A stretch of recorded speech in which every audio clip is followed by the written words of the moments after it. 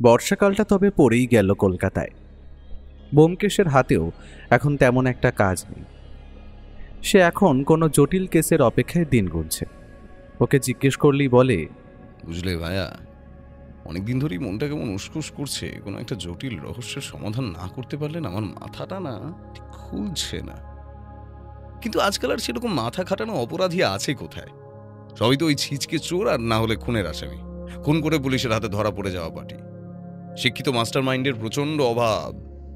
আমি বুঝলাম ব্যোমকেশ নিজের পেশাটিকে কাজে লাগাতে না পেরে বেজায় অলসভাবে দিন যাপন করছে। আমি আর কি করি, জানলার বাইরে তাকিয়ে আছি। কি সুন্দরী নাই বর্ষার দিনগুলো। শহর কলকাতার বড় বড় ইমারতগুলোর দামি আর জৌলুস রং আজ ফিকে বর্ষার এই বৃষ্টি সমস্ত কিছু ভিজিয়ে দিয়েছে। কাল সারা রাত বৃষ্টি হওয়ায় রাতের রাস্তার বাতিগুলো এই দিনের বেলায়ও কেউ আর নেভায়নি। আকাশে সবসময় যেন চলছে অজস্র কলরব আর কালো মেঘরাশির মেলা। আর বৃষ্টি এলে সবচেয়ে বেশি ভালো লাগে খিচুড়ি আর ইলিশ মাছ ভাজা। তাই আজ সকাল থেকে যখন ঝিরঝিরে বৃষ্টি নিয়ে আকাশ কালো করে এলো, তখন ব্যোমকেশ ওর কাজের টেবিলের উপর দুটো হাত রেখে ঘোষণার ভঙ্গিতে বলল, তোমার বৌঠানকে বলে দাও আজ দুপুরে মুগের ডালের খিচুড়ি আর ইলিশ মাছ ভাজা হোক আমাদের জন্য। সেটা হলে জমে যাবে। কি বলো ভাইয়া? আমি ব্যোমকেশের কথার উত্তর না দিয়ে জোর গলায় বললাম, বৌঠান, আজ জেলের কয়েদিদের শেষ ইচ্ছে হয়েছে খিচুড়ি আর ইলিশ মাছ খাবে। আমার কথা শুনে ব্যোমকেশ নিঃশব্দে সামান্য হাসল, তারপর বলল, আচ্ছা বন্ধু, তুমি যখন শেষ ইচ্ছার কথা বললে, তবে শোনো, প্রাচীন মিশরীয়দের অদ্ভুত কিছু পুজো ছিল যাতে এক বা একাধিক জীবিত মানুষকে তারা তাদের দেবতার সামনে অর্পণ করত। সোজা ভাষায় বলা যায় সেই সময় তারা দেবতাকে তুষ্ট করতে ওই মানুষটির প্রাণ উপহার স্বরূপ দেবতাকে দিত। বেশিরভাগ সময় এই ঘটনার শিকার হতো ছোট বাচ্চা, শিশুরা অথবা ষোড়শী মেয়েরা। ওদের শরীরে কোনোভাবে আঘাত না হেনেই অজান্তেই বিষ প্রয়োগ করে মেরে ফেলা হতো। আর মৃত্যুর দিন গ্রহ নক্ষত্র দেখে আগেই ঠিক করা থাকত। আর এটাও জানা যায় মিশরীয়রা সেই মানুষটির মৃত্যুর আগে তার শেষ ইচ্ছাস্বরূপ তাকে শেষ কয়েকদিন ভালো ভালো খাবার দিত, পরার জন্য দামি অলংকার দিত। তারপরই গ্রহ নক্ষত্র দেখে সঠিক দিন উপস্থিত হলে তাকে দেবতার সামনে মৃত্যু দিয়ে উৎসর্গ করা হতো। সেই সময় অনেকের মমি পাওয়া গেছে যাদের মৃত্যু এমনভাবে ঘটেছে। আর যেহেতু মিশরীয়রা তাকে দেবদূতের চোখে দেখত, তাই তার মৃত্যুর পরেও তার দেহ ওইভাবে মমি করে রাখা হতো। প্রচুর হায়ারোগ্লিফিক লেখাতে এই ঘটনার স্পষ্ট উল্লেখ মিলেছে। সত্যি অদ্ভুত ব্যোমকেশের জ্ঞান। ওর সাথে থাকলে কত না দেশ বিদেশ ইতিহাসের কত ঘটনা জানতে পারা যায়। তবু একটা ব্যাপারে আমার খটকা থেকে গেল।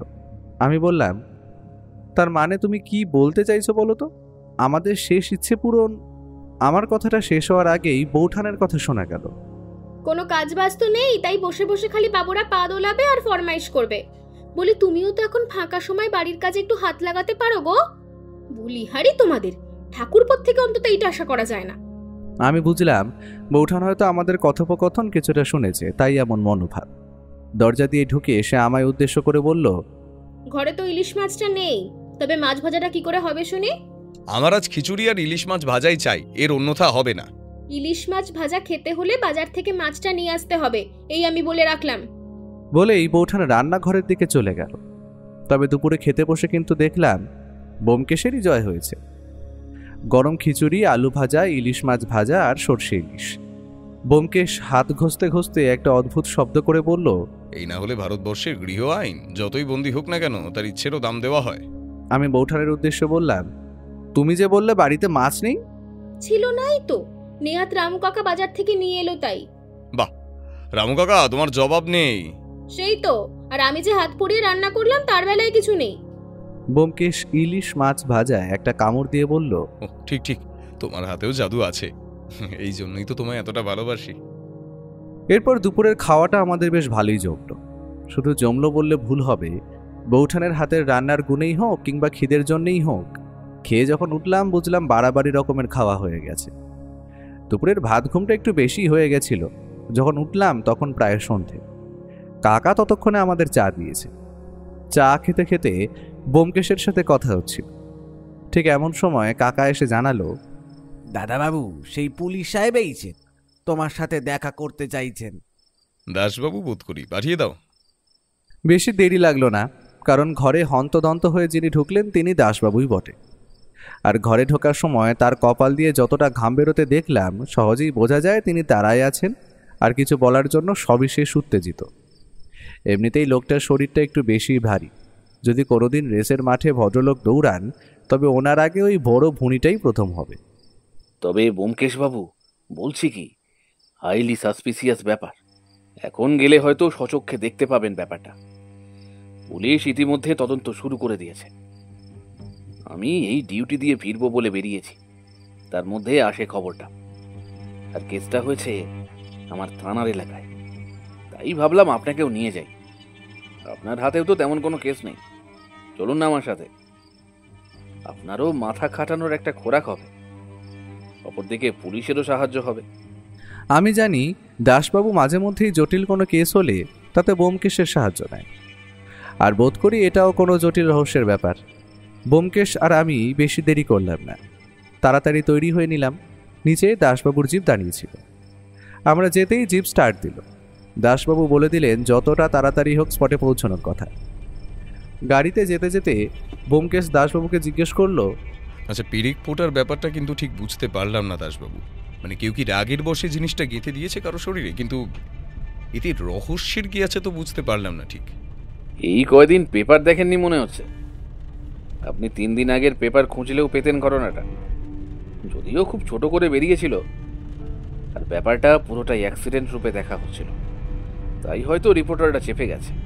আচ্ছা, আপনি এই আধো আধো কথা বলাটা ছাড়ুন তো, পুরো ব্যাপারটা খুলে বলুন। না হলে আপনার সাহায্য করা কিন্তু আমার পক্ষে সম্ভব নয় দাসবাবু।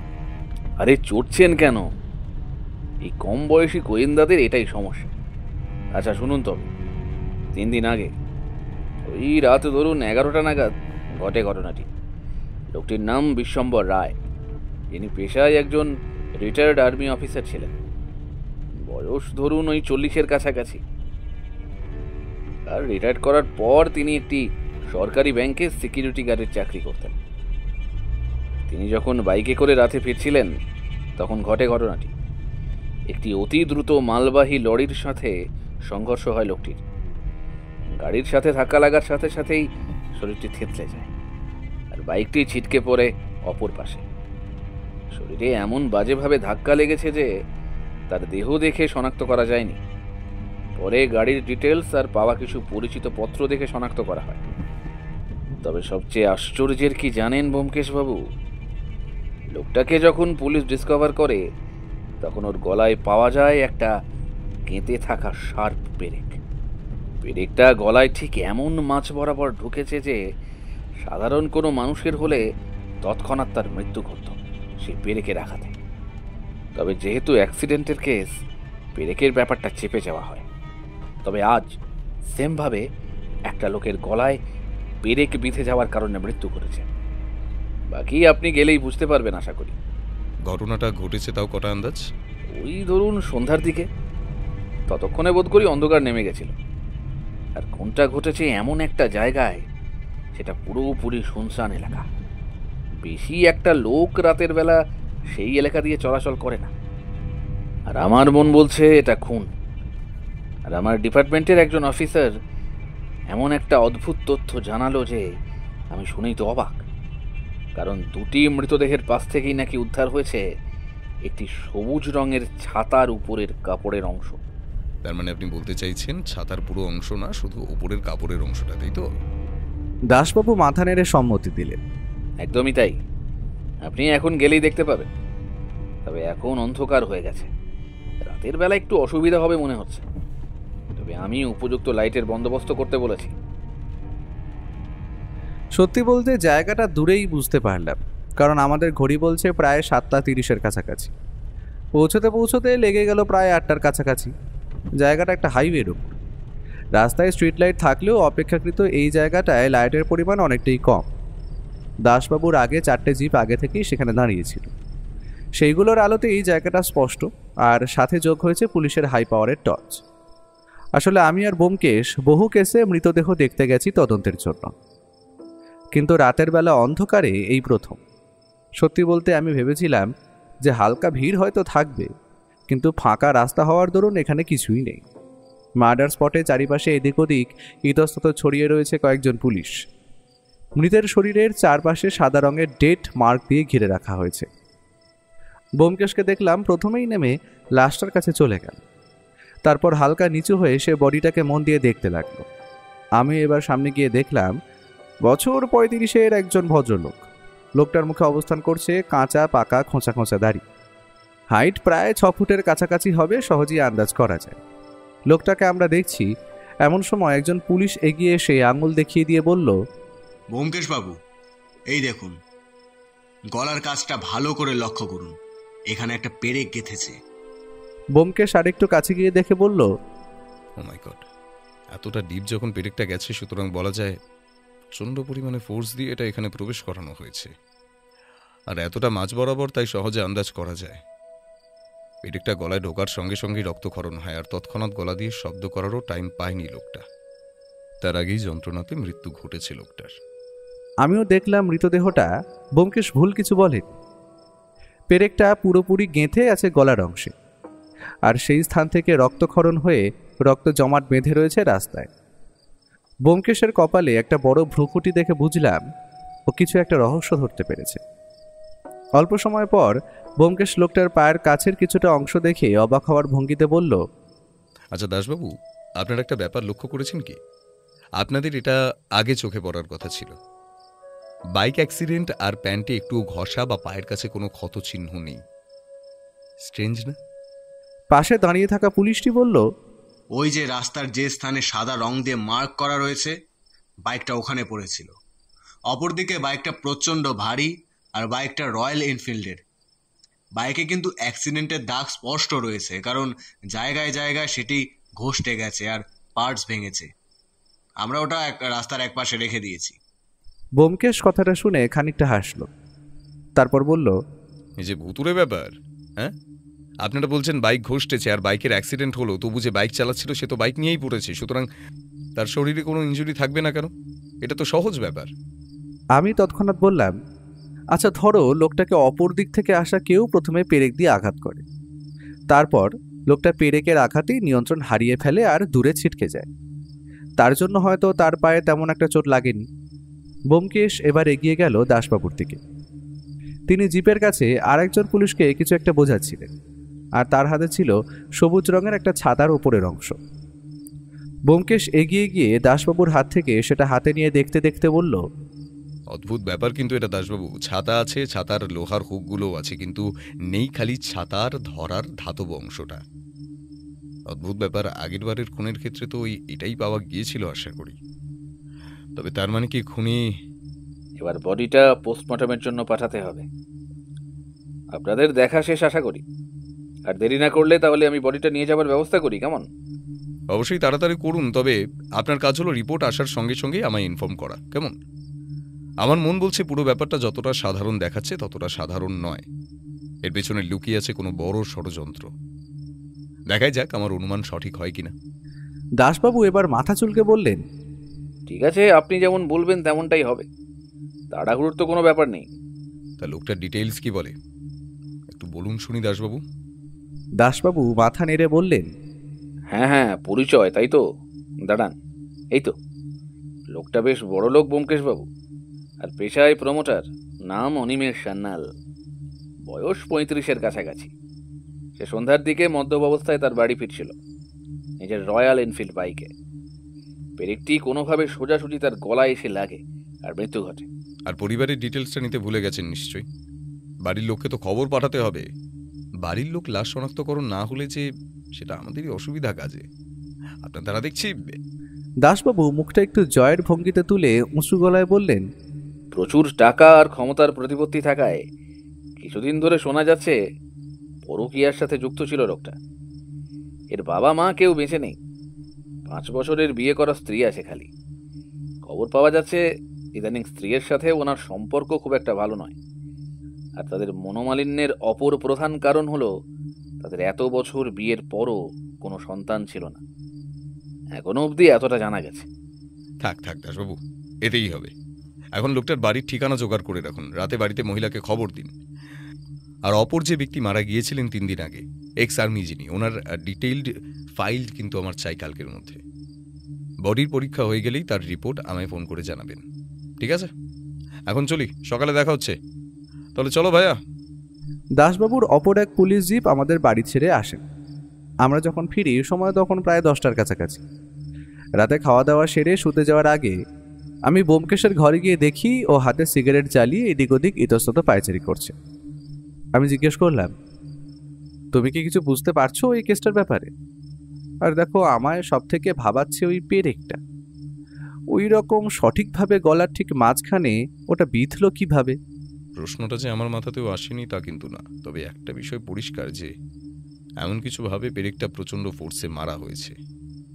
ধরো যদি কেউ লোকটাকে আক্রমণ করে, এই পেরেক দিয়ে খুন করার চেষ্টা করে, তবে কিন্তু লোকটা বাঁধা দেবে বা ধস্তাধস্তির চাপ থাকবে, সেটা কিন্তু নেই। আমি একটু ভেবে বললাম, আর বাইকটা কিন্তু ভালোভাবেই ঘষটেছে। তার জায়গায় জায়গায় ভাঙা আর রং চটে যাওয়াটা তারই প্রমাণ। ওটা খুব সহজ ব্যাপার। ধরো লোকটাকে কোনোভাবে আগেই খুন করা হলো, আর জায়গাটা এমন যে আশেপাশে কোথাও আলোও নেই, অন্ধকারে এতটাই সহজেই তার কার্যসিদ্ধি করে, আর তারপর গাড়ি স্টার্ট দিয়ে প্রচুর স্পিডে চালকবিহীন ছেড়ে দেয়। এভাবে সহজেই ওরকম ক্ষতি সম্ভব। আর রাস্তাটাও ফাঁকা, ওইদিকে খুব একটা গাড়িও চলাচল করে না। আর ওই যে সবুজ ভাঙা ছাতার ব্যাপারটা, তুমি তো ওটা নিয়ে এসেছিলে না? ছাতাটা আর একটা সাধারণ ছাতার মতো, শুধু তার ওপরের অংশটা আছে, কিন্তু ওটাকে ঠিক ভাঙাও বলা চলে না। আমি খুঁটিয়ে দেখেছি, কোথাও কোনো ভাঙা নেই, খালি নিচের হোল্ডারটা গায়েব। বড়ই অদ্ভুত ব্যাপার তো। কেসটা কিন্তু দেখে খুব কঠিন মনে হচ্ছে। সে কঠিন হোক না, আমি আর তোক্কা করি না। এই মাথা যতদিন আছে আমি চেষ্টা করে যাব। আর একটা না, পরপর 2টো খুন হয়েছে, এটা কিন্তু আমাদের মাথায় রাখতে হবে। ঠিক আছে, আজ ঘুমিয়ে পড়ো, কাল বেরোতে হবে, অনেক কাজ আছে।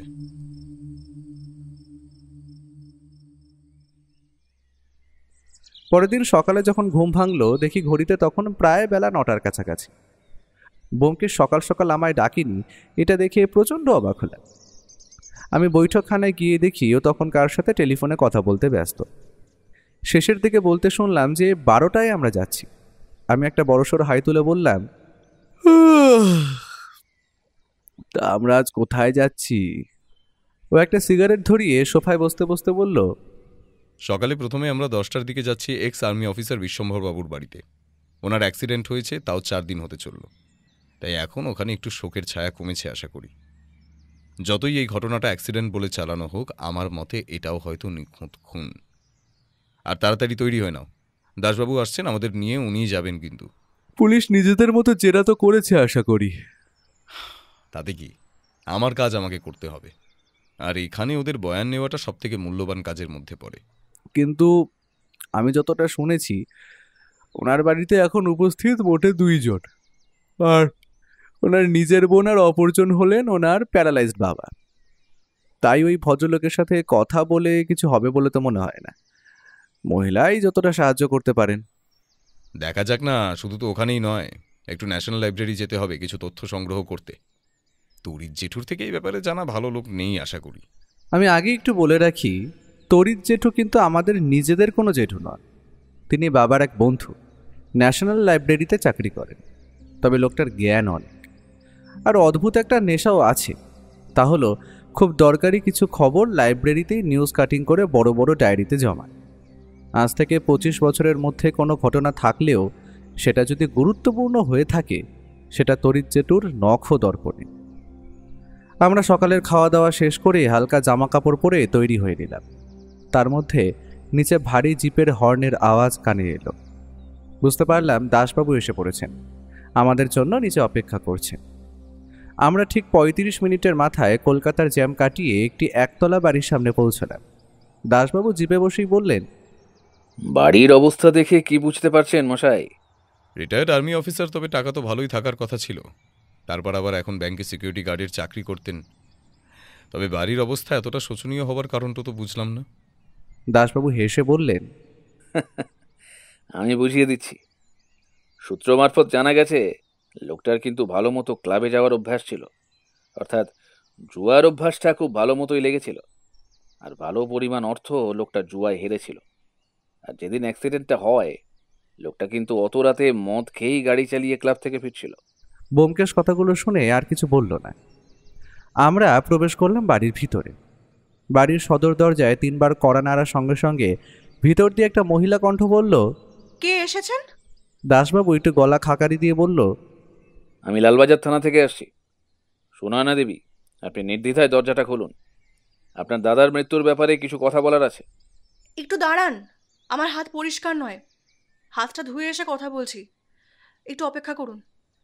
আমরা একে অপরের দিকে মুখ চাওয়াচাওয়ি করলাম। ব্যোমকেশ দেখলাম চুপচাপ বাগানের ছোট দুটো গাছের দিকে এগিয়ে গেল। সেগুলোর পাতা অত্যন্ত যত্ন সহকারে কাটা রয়েছে। আমি দেখে বুঝলাম মহিলার হয়তো বাগান বানাবার শখ আছে। ঠিক 3-4 মিনিট ঠায় অপেক্ষা করে দাঁড়িয়ে মহিলা দরজা খুললেন।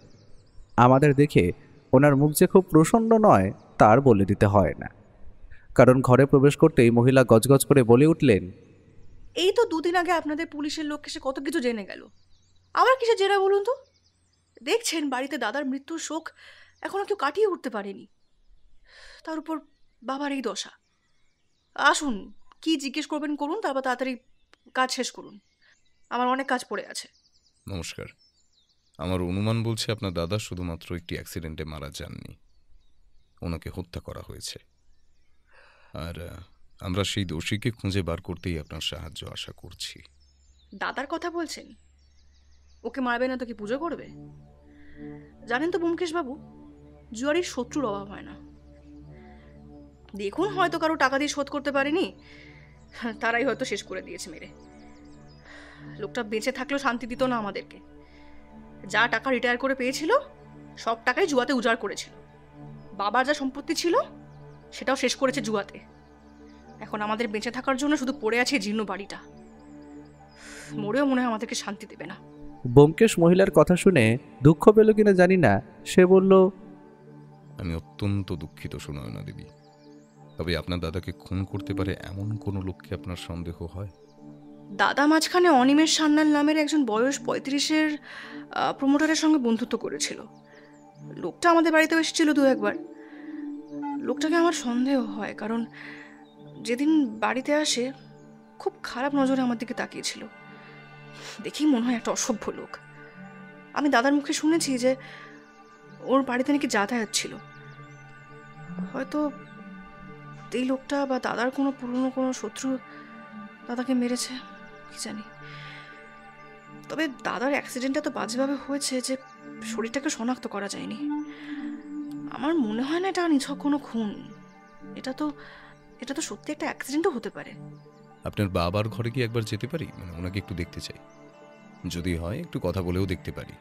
না না, বাবা এখন অসুস্থ, এখন কথা বলতে পারবে না। প্যারালাইসিসের পর থেকে উনি বিছানায় শয্যাশায়ী হয়ে আছেন। আর তাও যা বলেন একেবারে আঙুলের ইশারায় গোয়ানির শব্দে বলে। আপনারা একবার দেখে চলে আসতে পারেন। ওনাকে বিরক্ত করা ডাক্তারবাবু পুরোপুরি না করেছেন। আমরা উঠে পড়লাম। পাশের একটা ছোট ঘর দেখিয়ে মহিলা আমাদের সেই দিকে নিয়ে গেলেন। আমরা ঘরে প্রবেশ করতে বুঝতে পারলাম অগোছালো ঘর, এদিকে ওদিকে ছড়িয়ে রয়েছে সব ওষুধপত্র আর কিছু কাপড় চোপড়। কিন্তু সব থেকে অবাক হলাম এটা দেখে যে বিছানার ওপর যে ভদ্রলোক শুয়ে আছেন তাকেই কলকাতার গরমেও গায়ে চাদর চাপিয়ে শুয়ে রাখা হয়েছে। লোকটার শরীরের চামড়া প্রায় কুঁচকে গেছে, মুখে পাকা সাদা রঙের খোঁচা খোঁচা দাড়ি, বোঝাই যায় অনেকদিন দাড়ি কামানো হয়নি। আর লোকটা প্রায় 6 ফুটের কাছাকাছি লম্বা হবে। বয়স তো আন্দাজই 60-65-র বেশি হলেও অবাক হব না। আমাদের আসতে দেখে লোকটা কেমন যেন চঞ্চল হয়ে উঠেছিল, কিন্তু কিছু বলতে পারছে না যেন। খানিকক্ষণ ব্যোমকেশের দিকে একদৃষ্টে তাকিয়ে থাকার পর লোকটা চাদরের তলাতেই একটু গো গো শব্দ করছিল দেখে সুনয়না দেবী বললেন, শুয়ে পড়ো বাবা, ওরা এক্ষুনি চলে যাবে। আপনারা এবারে চলে আসুন, বাবার জন্য বেশি উত্তেজনা ভালো না। ব্যোমকেশ কিন্তু ঘরটা ছেড়ে বেরোবার আগে এগিয়ে গেল ইতস্তত ছড়িয়ে রাখা ওষুধগুলোর দিকে। সেখানে একটা প্রেসক্রিপশন পড়ে আছে, ও সেটায় বেশ ভালো করে চোখ বুলিয়ে নিল। তারপর ওষুধের পাতাগুলো একটা একটা করে হাতে নিয়ে দেখল। তারপর আমরা ঘর ছেড়ে বেরিয়ে এলাম। সুনয়না দেবী বললেন, আপনাদের যা জানার ছিল আশা করি জানা হয়ে গেছে। দয়া করে আমাদেরকে বারবার বিরক্ত করবেন না। যে মানুষটা চলে গেছে সে তো আর ফিরে আসবে না। আর আমি আর দাদার ব্যাপারে কোনো কথা বলতে চাই না, বিশ্বাস করুন। খুন, অ্যাক্সিডেন্ট, যা ইচ্ছে হয় তাই করুন। বলে মহিলা দরাম করে মুখের ওপর দরজাটা বন্ধ করে দিল। আমরা বাগানটা পেরিয়ে গিয়ে উঠলাম দাসবাবুর জিপে। বেলা এতক্ষণে প্রায় 11টার কাছাকাছি। দাসবাবু বললেন, কি মশাই, চা খাবেন নাকি? চলুন, সামনে একটা ভালো চায়ের দোকান আছে। কলকাতা শহরে চায়ের দোকানের অভাব নেই মশাই, তবে ধীরুর দোকানের চা খেলে তার স্বাদ মুখে লেগে থাকবে। আমরা কেউই আপত্তি করলাম না, আর এটার কারণ আমি জানি। ও ন্যাশনাল লাইব্রেরিতে তরিৎ জেঠুর কাছে যাওয়ার সময় 12টা, তাই ও একটু সময়টা কাটিয়ে নিতে চাইছে। চায়ের দোকানে গরম গরম ধোঁয়া ওঠা চায়ের কাপে চুমুক দিতে দিতেই দাসবাবু বললেন, তাকে বুঝলেন মশাই, আগের খুনটা আর এই খুনটার মধ্যে কোনো সম্পর্ক আছে নাকি? আমার তো দুটো খুনই আলাদা লোক করেছে বলে মনে হলো। আর প্রথমটা খুন না অ্যাক্সিডেন্ট, সেটা নিয়ে আমার সন্দেহ বিস্তর মশাই। ধরুন, যদি আমি এখন বলি এই সুনয়না দেবী অনিমেষ সান্যালের খুনি, আপনি মানবেন? এ কি বলছেন আপনি ব্যোমকেশবাবু? এই মহিলা, এ অসম্ভব। কিছুই অসম্ভব নয় দাসবাবু। মহিলা কি বলল? অনিমেষ সান্যাল কিন্তু ওদের বাড়িতে আগে এসেছিল, আর সে ওনাকে খারাপ নজরে দেখত। হয়তো বিশ্বম্ভর লোকটা অনিমেষের থেকে টাকা ধার নিয়েছিল, আর ধরুন এই বিশ্বম্ভর লোকটাকে টাকার বিনিময়ে খুন করায় অনিমেষ সান্যাল, তবে কেমন হয়? আর দাদার খুনিকে অপরাধের শাস্তি কে না দিতে চায় দাসবাবু? আমি তৎক্ষণাৎ বলে উঠলাম, এটা হতেও পারে, কারণ ধরো অনিমেষ লোকটার তো চরিত্রের দোষ ছিল। হয়তো সে দাদাকে মেরে ওর বোন সুনয়না দেবীকে কাছে পেতে চেয়েছিল, আর বিশ্বম্ভর বাবুকে মারলে তার এই উদ্দেশ্যে সফল হওয়ার রাস্তা তো ফাঁকা হয়ে যেত। কিন্তু আর একটা প্রশ্ন তবে তো থেকেই যায়, একজন মহিলা হয়ে তিনি ওই রাতের বেলা অন্ধকার রাস্তায় খুনটা করতে পারল? ও আমার মাথায় হাত বুলিয়ে দিয়ে বলল, এক্স্যাক্টলি, আমি এটাই বলতে চাইছিলাম। তবে খুনটা সুনয়না দেবী নিজে না করে হয়তো অন্য কাউকে দিয়েও করাতে পারে। সবকটা প্রশ্নের উত্তর পাওয়া দরকার। আমাদের চা খাওয়া মোটামুটি শেষ। দাসবাবু বললেন, তা মশাই, আপনারা বাড়ি যাবেন তো? আমি গাড়ি করে ছেড়ে দিই। অত কষ্ট করতে হবে না দাসবাবু, আমার এই কাছেই ন্যাশনাল লাইব্রেরিতে একটু কাজ আছে, আপনি বরং আমাদের ওখানেই একটু ছেড়ে দিন। ফেরার সময় আমরা ট্যাক্সি করে নেব। যেমন বলা তেমন কাজ। 12টা বাজতে 10 মিনিট আগে দাসবাবু আমাদের ন্যাশনাল লাইব্রেরির সামনে নামিয়ে দিয়ে চলে গেলেন। এর আগেও আমি ওর সাথে লাইব্রেরিতে এসেছি, তবে তরিৎ জেঠুর সাথে দেখা করার জন্যই প্রথম। আমরা দরজা ঠেলে ওনার ঘরে ঢুকলাম। চোখে পড়ল ভদ্রলোক তখনও নিজের সাদা দাড়িতে হাত বোলাতে বোলাতে একটা বই পড়ছে। আগে যখন দেখেছিলাম তখনই বয়স ছিল 60-এর কাছাকাছি, এখন যেন আরও বেশি বয়স্ক মনে হচ্ছে ওনাকে। ওকে আর আমাকে দেখে হেসে তিনি চেয়ার দেখিয়ে বসতে পড়লেন। আমরা বসতেই বললেন, ব্যোমকেশ, তুমি যে এই প্রাইভেট ইনভেস্টিগেটরের কাজটা করছো, আমি শুনে বেজায় খুশি হয়েছি। আর তোমার বাবা আমাকে আগেই জানিয়ে দিয়েছিলেন। তবে তোমার বুদ্ধি আছে, আর আমার বিশ্বাস তুমি অনেক আগে যাবে। তোমার প্রশংসার খবর আমি পেপারে তো প্রায়ই পাই। আগের ওই কেসটা, ওই হর্ষবর্ধনের হিরেটা তুমি যেভাবে খুঁজে দিয়েছিলে না, সবটাই আমার জানা। আপনার যা বুদ্ধি আর পড়াশোনা, আপনিও চাইলে সহজেই গোয়েন্দাগিরি শুরু করতে পারতেন কিন্তু জেঠু। তরিৎ জেঠুর মুখে একটা নরম হাসি দেখতে পেলাম। বয়স হয়েছে বলে ঠাট্টা করছো ব্যোমকেশ? তা তোমাদের আমার কাছে আগমনের কারণটা বলো। তোমার কোনো কেসে যদি কাজে আসি, আমার নিজের খুব ভালো লাগবে। হ্যাঁ জেঠু, কেসের ব্যাপারে একটা লোকের সম্বন্ধে একটু ডিটেলস চাই। লোকটার নাম বিশ্বম্ভর রায়, যিনি একজন এক্স আর্মি ছিলেন। এই 2 দিন আগেই পথ দুর্ঘটনায় মারা যান। আপনারা পেপারে হয়তো ঘটনাটা পথ দুর্ঘটনা ভাবলেও আমার চোখে ওটা একটা খুন, তাই আপনাকে একটু বিরক্ত করা। তরিৎ জেঠুর দেখলাম নামটা শোনামাত্র কপালে ভাঁজে দেখা গেল। তিনি বললেন, বিশ্বম্ভর রায়, বিশ্বম্ভর, তাই তো? Ex army. হ্যাঁ, 6 বছর আগের খবর, যতদূর মনে পড়ছে ওই মার্চ মাসের ঘটনা। এই দাঁড়াও, আমি ওই সালের খাতাটা একটু খুঁজে দেখি। আমি তো অবাক, কি শার্প মেমোরি। 6 বছর আগের ঘটনাও মনে আছে, আবার কোন মাসে ঘটেছিল সেটাও। ভদ্রলোক একটা গানের সুর গুনগুন করতে করতে একটা মোটা খাতা বার করে আনলেন। তারপর সেইখানের পাতা উল্টিয়ে দেখতে দেখতে বার করে আনলেন মার্চ মাসের অংশটা। এবার বললেন, হ্যাঁ, ওই 6 বছর আগে মার্চ মাসের ঠিক 21 তারিখ নাগাদ ওই ঘটনাটা ঘটে আর কি। লাদাখ সীমান্তে পোস্টিংয়ে ছিলেন এই বিশ্বম্বর রায়, আর সেই দিনই আমাদের দেশের উপর হামলা চালায় কিছু চীনের সেনারা। সেখানে ডিউটিরত অফিসাররা সেই ঘটনার চার্জ নেন। তারপর গোলাগুলিও চলে। একদিনে 7 জন ভারতীয় সেনা শহীদ হন। তবে এই বিশ্বম্ভর লোকটা মারা না গেলেও গুরুতর জখম হয়েছিল। এই যে দেখো, নামও দেওয়া আছে। তবে একটা বড় সড়ো ইনজুরি হয় লোকটার, তা হলো ডান হাতের বুড়ো আঙুলে শত্রুদের একটা গুলি লাগার কারণে ওটা কেটে বাদ দিতে হয়। আর তোমরা জানো, শরীরের ক্ষতি হলে সেই সৈনিক যুদ্ধের জন্য অনুপযোগী, তাই ওনাকে সসম্মানের সাথে অবসর দেয় ভারতীয় সেনাবাহিনী। খবরের কাগজ যেটা বলছে তোমাদেরকে আমি তা জানিয়ে দিলাম ব্যোমকেশ। এর বেশি খবর আমার জানা নেই। ও মাথা নেড়ে বলল, অসংখ্য ধন্যবাদ জেঠু। তুমি যে আমার কি উপকার করলে তা জানো না, এতটা তথ্যই যথেষ্ট। তবে এখানে লেখা আছে সেনাবাহিনীতে ওই বিশ্বম্বর রায়ের টিপ ছিল অব্যর্থ, সাথে বাঁ হাতে সে বন্দুকও চালাতে পারদর্শী। দারুণ লোক বলতে হবে। পরে মনে হয় ওই আর্মি থেকে রিটায়ার্ড করে অন্য কোথাও চাকরি পেয়ে গিয়েছিলেন। হ্যাঁ, উনি ব্যাংকে সিকিউরিটি গার্ডের চাকরি করতেন। তরিৎ জেঠু কথাটা শুনে একটু উদাস হয়ে বললেন, ভাবো ব্যোমকেশ, ভাবো, যে লোকটা যুদ্ধে গিয়ে বীরভাবে চৈনিক সেনাবাহিনীকে ধ্বংস করল, তার একটা অঙ্গ বাদ যাবার কারণে কতটা লস হলো, কতটা মানসিক ইনজুরি হলো ওনার।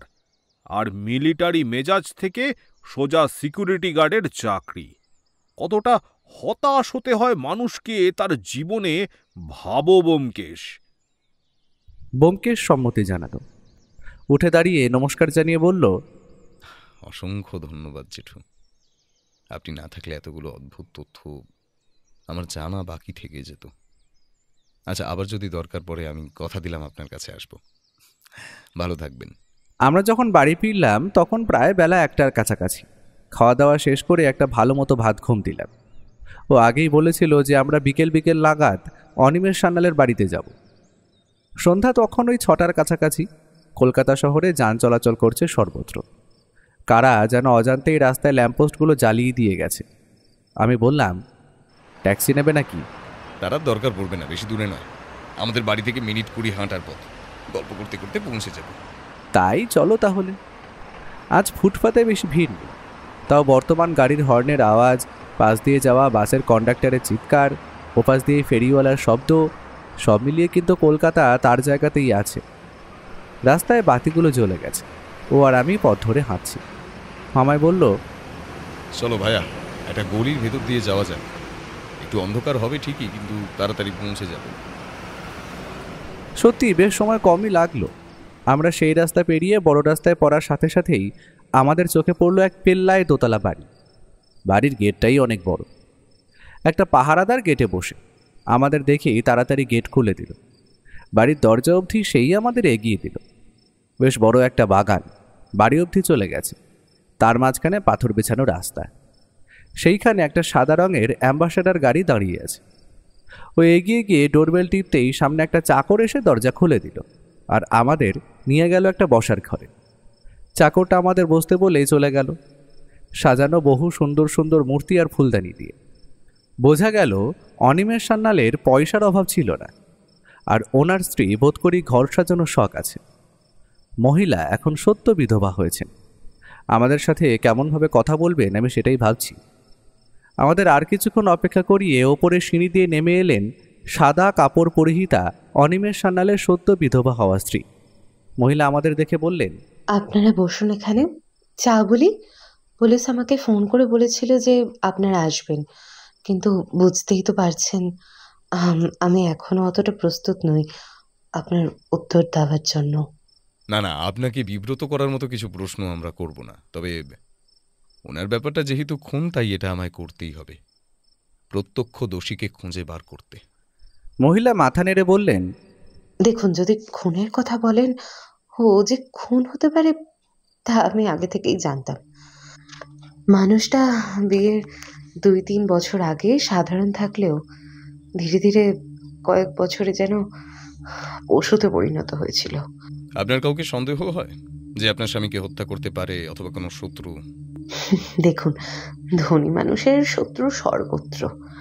আমি খালি এইটুকু বলবো, ও বাড়িতে না জানি বহু জায়গায় টাকা দিয়ে রেখেছিল, তাও ছোটোখাটো পরিমাণ না, বেশ বড় সড়ই। তাই যে কেউই যাতে টাকা না শোধ করতে হয়, ওকে হত্যা করা এদেরই কাজ মনে হয়। আপনার কথা শুনে মনে হচ্ছে এই মৃত্যুতে আপনি অতটাও শোকাহত হননি বা কম হয়েছেন। এটার কারণ কি জানতে পারি? মহিলা মাথা নিচু করে বললেন, মানুষ না, আমি ঘর করছিলাম একটা পশুর সাথে। সারাদিন কাজ করতো, তারপর রাতে ক্লাবে গিয়ে জুয়া খেলে টাকার শ্রাদ্ধ করতো। বেশিরভাগ দিন মদ খেয়ে অন্য মেয়ে মানুষের সাথে রাত কাটিয়ে ঘরে ফিরতো, আর ফিরে এসে আমাকে মারধর থেকে অশ্রাব্য ভাষায় গালিগালাজ। এমন একটা মানুষ মরলে কি আর কষ্ট হয়? আর ওনার এমন মনোভাবের কারণ? কারণ তো একটাই, প্রথমে বিয়ের কয়েক বছর আমাদের মধ্যে সব কিছু ঠিক ছিল, প্রেম, ভালোবাসা, টাকা পয়সা, বাড়ি, কিছুর অভাব ছিল না।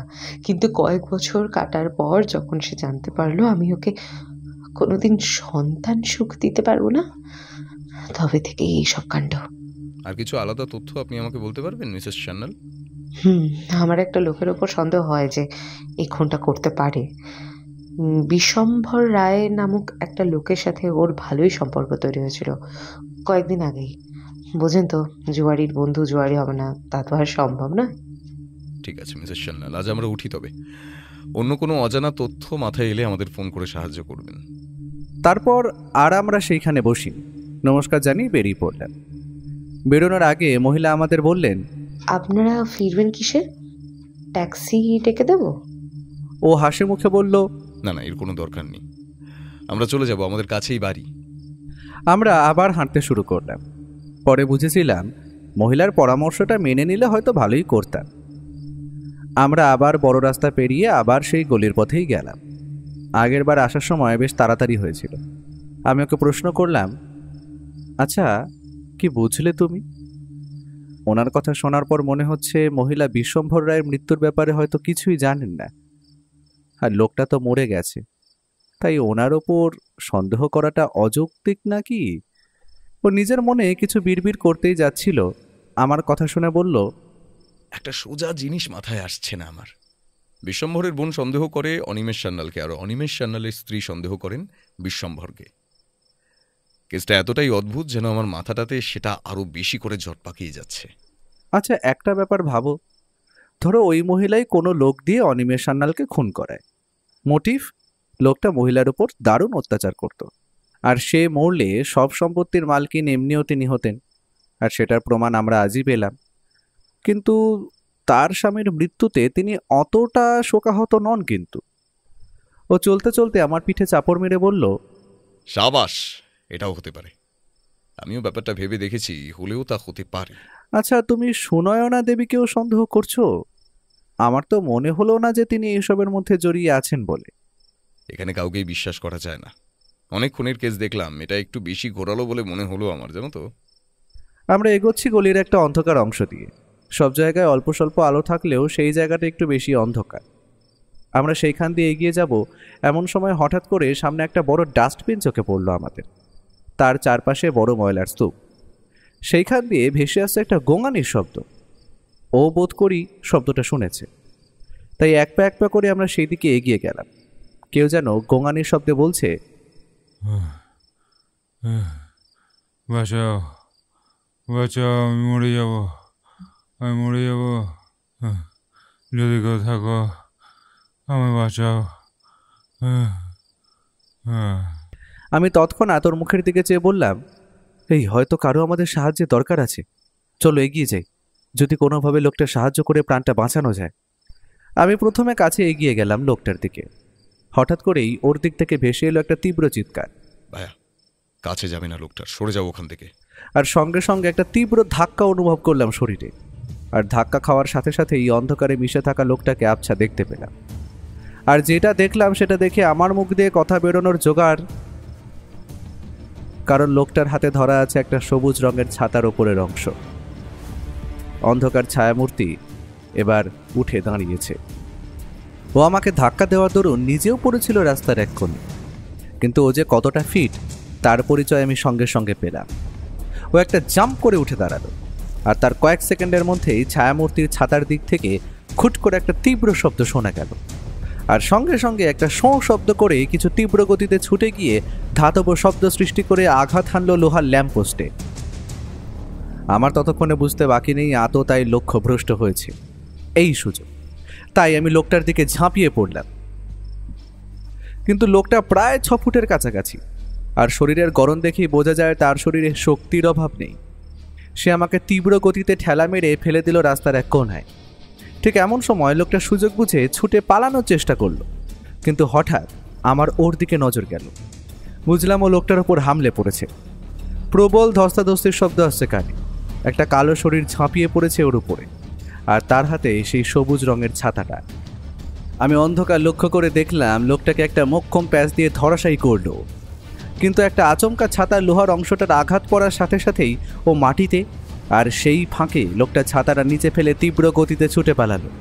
আমি ওর দিকে এগিয়ে গিয়ে বললাম, হেই, তুমি ঠিক আছো তো? ওর হাতের উপর হাতটা রেখে একটু জখম হওয়া জায়গায় হাত বুলিয়ে হাসতে হাসতে বলল, আসল খুনি যে আমাদের হাতেই সেটা এখন সহজেই আন্দাজ করতে পারছি। লোকটা কি সেটা ঠাউর করাও এখন আমার জন্য অতি সহজ। মরা লোকও জীবিত হতে পারে তাহলে।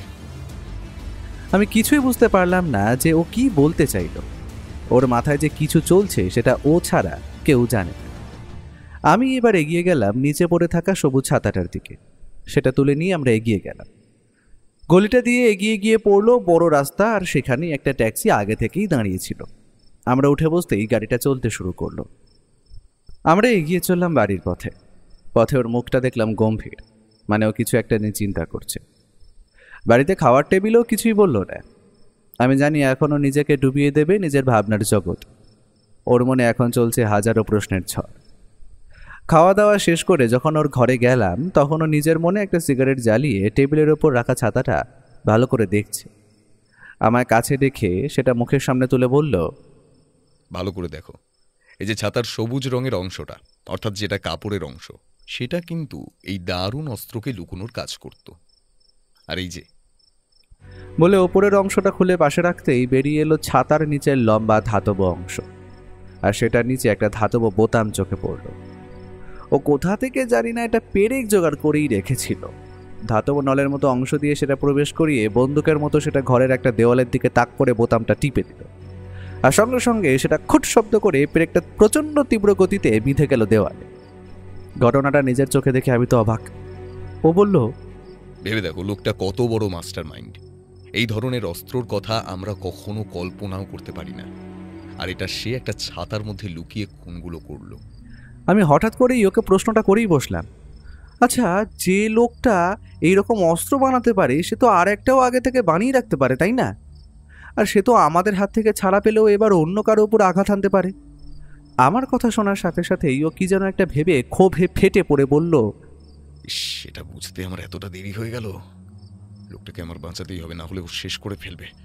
ও ঝড়ের গতিতে বেরিয়ে গেল ড্রয়িং রুমের দিকে, আর সঙ্গে সঙ্গে একটা নাম্বারে ফোন করে জানিয়ে দিল, হ্যাঁ হ্যালো দাসবাবু, আমি অনির্বাণ বলছি। হ্যাঁ, খুব জরুরি দরকার। হ্যাঁ, ইমিডিয়েটলি একটা ফোর্স তৈরি করে ডক্টর অধিকারীর বাড়ির সামনে পাহারা বসান। লোকটা আজ রাতে সেফ নয়, চারিদিকে নজর রাখতে বলবেন আপনার পুলিশ বাহিনীকে। কিন্তু পারলে লোকটার বাড়িতে আপনার ফোর্স যেন এই টুলির মতো লেগে থাকে। এই কেসে এর থেকে বড় কোনো সাক্ষী হতে পারে না। আপনি আজ রাতটা লোকটাকে রক্ষা করুন, আমি কথা দিলাম আসামি আপনার হাতে থাকবে। আমি ওর কথা শুনে হকচকিয়ে গেলাম। ওকে এতটা কনফিডেন্সের সাথে কথা বলতে আমি কখনো দেখিনি। সেই রাতটা কি প্রবল উত্তেজনার মধ্যে কাটিয়েছি আমি বলতে পারবো না, কিন্তু সকাল 10টা বাজার সাথে সাথেই বাইরে 3টে জিপের শব্দ শুনতে পেলাম। 2টো জিপে 10 জনের ওপর পুলিশ আছে, অপরটায় আমরা আর 1 বছর 35-এর ভদ্রলোক আছেন। দাসবাবুর কথায় বুঝলাম ইনি হলেন ডক্টর রাজেন অধিকারী। গাড়িটা যে বিশ্বম্ভর রায়ের বাড়ির দিকে চলেছে আমি তা সহজেই অনুমান করতে পারলাম। বাড়ির কাছে পৌঁছতেই গাড়ি থেকে নেমে আমরা সোজাসুজি চলে গেলাম বিশ্বম্ভর রায়ের চেনা পরিচিত বাড়ির সামনে। আজ সুনয়না দেবীর দরজা খুলতে সময় লাগলো না। এতজন লোককে আর পুলিশকে একসাথে দেখে হয়তো তিনি ঘাবড়ে গেছেন। আপনারা এতজন এখানে, আর কি বাকি আছে আপনাদের? হ্যাঁ, মানে মানুষকে কি শান্তিতে থাকতে দেবেন না নাকি? মহিলার কণ্ঠস্বর যেন কেঁপে কেঁপে উঠতে লাগলো। আমি বুঝলাম মহিলা ভয় পেয়েছে। আবার চিৎকার করে বলে উঠলেন, চলে যান, এক্ষুনি বাড়ি থেকে আপনারা চলে যান। আমি আর কিছুতেই এই হয়রানি বরদাস্ত করব না। ও কোনো কথা না শুনে এগিয়ে গেল বৃদ্ধ বিশ্বম্ভর রায়ের বাবার ঘরের দিকে। ও হাসি মুখে পাশের একটা চেয়ারে বসে বলল, নিন দাসবাবু, আপনার আসামি। ওর আর পালানোর উপায় নেই, তবে বন্দুকটা তাক করে থাকুন। লোকটার কাছে একটা অদ্ভুত অস্ত্র থাকলে অবাক হব না। আমি বুঝতে পারলাম না ও কি বলছে। এটা কি সঠিক? এটা কেমন করে হতে পারে? একজন 65 বছরের বৃদ্ধ যে ঘর ছেড়ে উঠতে অবধি পারে না, সে কিভাবে খুন করবে, তাও দুইজনকে? খুন তো হয়েছে, তবে দুটো নয়, একটাই। বলে ও যে এমন একটা কিছু করবে তা আমরা স্বপ্নেও কল্পনা করতে পারিনি। বৃদ্ধ ভদ্রলোক আজও চাদরের তলাতেই শুয়েছিল, কোনো সারা শব্দ নেই। সুনয়না দেবী চিৎকার করে বললেন, কি করছেন কি? দেখুন, আমার অসহায় বাবাকে আপনারা ছেড়ে দিন। আপনাদের কোথাও ভুল হচ্ছে। আমি কিন্তু এবার নিজের হাতে অস্ত্র তুলতে বাধ্য হব। ও হাসতে হাসতে পকেট থেকে একটা সিগারেট বার করে আনলো। তারপর সেটা জ্বালাবার জন্য একটা দেশলাই কাঠি জ্বালালো। প্রতিটা মুহূর্ত যেন আমাদের নিঃশ্বাস তখন থেমে গেল, কারণ চোখের সামনে আমরা দেখতে পেলাম জ্বলন্ত দেশলাই কাঠিটাও ছুড়ে দিল বিছানার চাদরের ওপর। সঙ্গে সঙ্গে বিছানার চাদরের ওপর দাউ দাউ করে আগুন ধরে গেল। হালকা আগুন লাগার সাথে সাথেই আমরা দেখতে পেলাম একটা অদ্ভুত কাণ্ড। 65 বছরের প্যারালাইসিসের রোগী যে কিনা বিছানা ছেড়ে উঠতে পারে না, সে তরাক করে বিছানা ছেড়ে লাফিয়ে উঠল। আগুন ধরা কাঁথাটা মেঝেতে ছুঁড়ে ফেলে লোকটা আক্রমণ করলো ওর দিকে, আর সঙ্গে সঙ্গে পরপর 4-5টা বন্দুক উঠে এলো ওনার দিকে। স্পষ্ট দেখা যাচ্ছে লোকটা প্রায় 6 ফুটের কাছাকাছি লম্বা, আর লোকটার হাত দেখলে হয়তো লক্ষ্য করা যাবে তাতে ডান হাতের বুড়ো আঙুলটা নেই। পুলিশ ততক্ষণে সুনয়না দেবীকে আর বিশ্বম্ভর রায়কে অ্যারেস্ট করে ফেলেছে। ও দাসবাবুকে বলল, কালপিট কিন্তু আর একজন বাকি আছে দাসবাবু, কারণ মিসেস সান্যাল এই বিশ্বম্বরের সঙ্গে ভালোবাসার সম্পর্কে জড়িয়ে পড়েছিলেন, তাই সেই সবদি দুজন মিলেই খুন করেন মিস্টার সান্যালকে। তুমি কখন বুঝতে পারলে যে বিশ্বম্ভর জীবিত? ও সিগারেটে একটা টান দিয়ে উত্তর দিল, কাল রাতে কালো অন্ধকার ছায়ামূর্তিকে আমি বাঁ হাতে ওই অদ্ভুত অস্ত্রটা ধরতে দেখেছিলাম। তবে বুঝতে পারি যখন একটা ঘুষি খাই ওর হাতের। মানুষ সর্বদা ঘুষি মারলে বুড়ো আঙুলের সাপোর্ট লাগে, এটা জানবে। আর যে ঘুষিটা আমার মুখে পড়লো তাতে কোনো জোর নেই। তখনই আমি বুঝলাম লোকটার বুড়ো আঙুল হয়তো নেই। তার আগেই খবর নিয়ে জানতে পেরেছিলাম এক্স আর্মি অফিসার বিশ্বম্বর রয়ের ডান হাতের আঙুল খোঁয়া গেছিল, তাই 2 2 4 করতেই মিলে গেল। মিস্টার অধিকারী দেওয়া লাস্ট ওষুধের প্রেসক্রিপশন অনুযায়ী ওষুধের জায়গায় মোট 3টে ওষুধ শেষ হওয়ার পরেও আরও 2টো ওষুধ খাওয়ার কথা, কিন্তু সেটা ছিল না। সেটাতেই আমার সন্দেহটা হয়। ওর কথা শুনে ডাক্তার অধিকারীও সম্মতি জানালেন। ও বলে চলল, আর পরে বুঝতে পারি লোকটা নিজের 65 বছরের বাবাকে খুন করে তাকে রাস্তায় নিজের বদলে ফেলে আসেন, আর এমন নির্মমভাবে সেই হত্যা করেন যে যেন তার বাবার দেহ কেউ শনাক্ত না করতে পারে। আর বাইক আর ডিটেলস তো বলছেই সেটা বিশ্বম্ভরবাবু, তাই লোকটাকে আমরা সহজেই মৃত বলে ধরে নিলাম। আর সেই সুযোগে সে ছদ্মবেশে বাবার বেশ ধারণ করে লুকিয়ে ছিল কিছুদিন। তবে আমার চোখে ফাঁকি দেওয়া অত সহজ নয়। দাসবাবু রেগে হয়তো বিশ্বম্ভর লোকটাকে কয়েকটা থাপ্পড় মারতে যাচ্ছিলেন, কিন্তু নিজেকে সামনে নিয়ে বাইরে বেরিয়ে এলেন। ও বলল, আমার কাজ এখানেই শেষ দাসবাবু। সবুজ ছাতার আড়ালেও যে এত বড় বড় একটা ষড়যন্ত্রের ব্যাপার লুকিয়ে থাকতে পারে সেটা আমি ধরতে পারিনি। তবে এই কেসটা সলভ করে অনেকদিন পর মাথাটা একটু খুলল। এমন শিক্ষিত মাস্টার মাইন্ড না থাকলে কি আর গোয়েন্দাগিরি করে মজা আছে? ওর মুখের হাসিটাই বলে দিচ্ছে কেসটা কতটা আনন্দ দিয়েছে ওকে। তার ঠিক 3 দিনের মাথায় দাসবাবু আমাদের বাড়ি এলেন, হাতে একটা বড় সরো মিষ্টির প্যাকেট আর সাথে একটা খাম। ওনার প্রমোশন হয়েছে। পুলিশ সুপার খুব খুশি ওনার উপর, কিন্তু আমি জানি তার জন্য সব কৃতিত্ব কিন্তু ব্যোমকেশের। আর ওনার হাতের যে খামটা রয়েছে তাতে ছিল সরকার বাহাদুরের একটা চিঠি, তার কেস সলভ করে দেওয়ার জন্য ধন্যবাদপত্র। আর তার সাথে খামের ভেতর ছিল বেশ মোটা অঙ্কের টাকা। সেটা দিয়ে আশা করি ওরা 1 মাস শুয়ে বসে ঠিকই চলে যাবে।